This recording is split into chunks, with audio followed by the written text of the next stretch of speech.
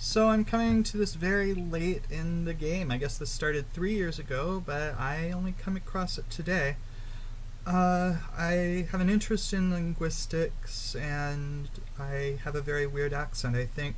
So I decided to take what is termed the accent challenge. My name is Whittier. As to where I'm from, that gets complicated. Well, let's start with my parents. My father was from the Tennessee-Virginia border.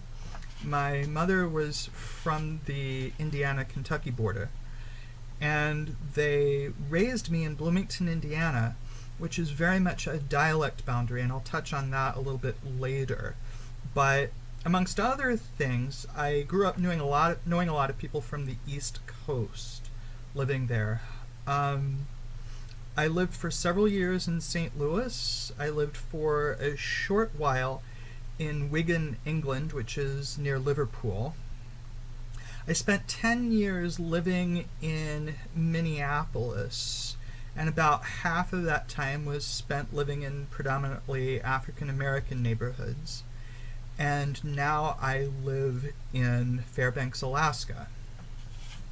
So I have a list of words here that I'm supposed to read to indicate my accent, my dialect. So here they are. Aunt, roof, root, theater, iron, salmon, caramel, fire, water, New Orleans, pecan, both, again, probably, but if I'm saying that one really fast, it usually comes out probably.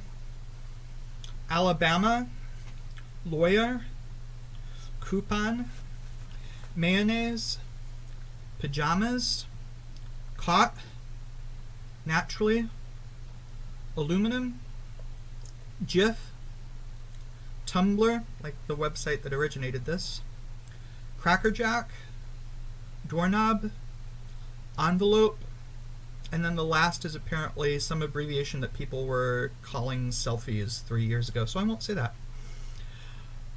When you throw toilet paper on someone else's house, which I've never done, honestly, that's called TPing. Bubbly carbonated drink is a soda. And like I said, where I grew up is a dialect border. So officially, people say soda, Coke, and pop in roughly equal numbers. I actually grew up saying Coke, which makes sense since my parents were from further south. But when I lived in St. Louis, I worked at a restaurant, and St. Louis is soda country, and so I started saying soda there and have ever since, even when I lived in Minnesota, which is solidly pop country. Gym shoes are called sneakers, though I grew up calling them tennis shoes. My grandparents, well, both of my grandfathers died before my parents met, so I never had names for them. They're just my grandfathers. Both of my grandmothers I call grandma, though I only ever knew one of them.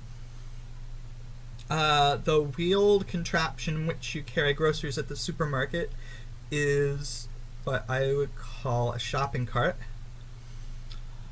The thing you change a TV channel with is a remote control. And then I'm supposed to read a passage from a book. I have chosen, it's backwards because I don't know how to flip this around. It's The Amazing Adventures of Kavalier and Clay by Michael Chabon. Tommy had always taken the particularity, the enduring intensity of his mother's memories of Joe as a matter of course. But then one afternoon the previous summer, at the beach, he had overheard Eugene's mother talking to another neighborhood woman. Tommy, feigning sleep on his towel, lay eavesdropping on the hushed conversation. It was hard to follow, but one phrase caught his ear and lodged there for many weeks afterward. Next question. Do I think I have an accent? I think I totally have an accent, but it's a really weird accent, kind of mushed up from all over. And because I've studied linguistics some, I'm really kind of hyper conscious of my accent. This next question is silly. Would I rather be a wizard or a vampire? A vampire's advantage is immortality at the expense of hurting people. A wizard can make himself immortal without hurting anyone, so I pick a wizard. Then I'm supposed to finally say any 3 words I want, and I'm picking words that either I have a lot of trouble saying or that people say they can't understand what I mean when I'm saying. So, chorus, as in I sing in a chorus. I used to sing in a chorus. World, which is really hard with that R, and I have trouble with my R's. And ice water, which bartenders tell me they don't understand a word when I say I want some ice water. So with that, I thank you very much.